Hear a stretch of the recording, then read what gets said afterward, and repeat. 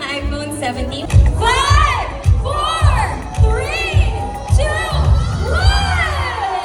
1! Good evening, everyone, and welcome to the iPhone 17 Midnight Launch hosted by iBook's and iBook.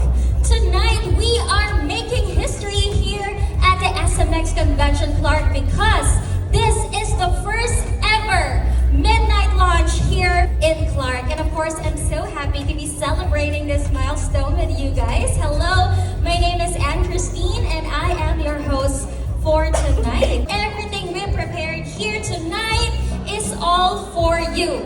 You are all VIP.